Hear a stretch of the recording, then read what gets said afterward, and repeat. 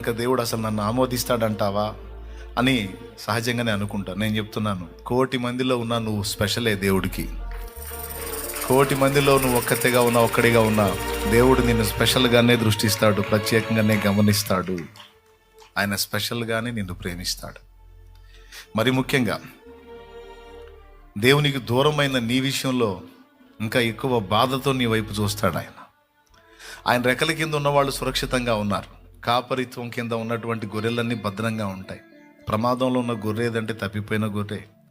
అది శత్రువుకి సమీపంలో ఉంది, శత్రువు నోటికి దగ్గరలో ఉంది.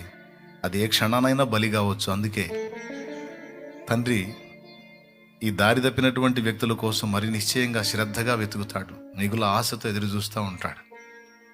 కాబట్టి అలాంటి దారి తప్పినటువంటి స్థితిలో ఉన్న వాళ్ళకి మళ్ళొక్కసారి ప్రేమతో ఆహ్వానిస్తున్నాను.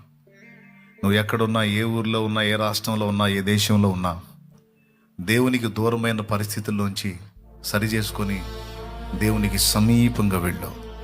దేవునికి సమీపంగా వెళ్ళు. నువ్వు ప్రమాదంలో ఉన్నావు, శత్రువు నీడల్లో ఉన్నావు. నువ్వు అర్జెంటుగా పరిగెత్తు, దేవుని వైపుకి పరిగెత్తు. ఆయనే పిలుస్తున్నాడు, ప్రేమతో పిలుస్తున్నాడు రమ్మని. నిన్ను కాపాడటానికే పిలుస్తున్నాడు, నిన్ను తప్పించడానికే పిలుస్తున్నాడు, నిన్ను రక్షించడానికే పిలుస్తున్నాడు, తిరిగి నిన్ను పునరభివృద్ధి చెందించడానికి, ఆశీర్వదించడానికే పిలుస్తున్నాడని ఎరిగి దేవుని పాదాల చెంతకు రా.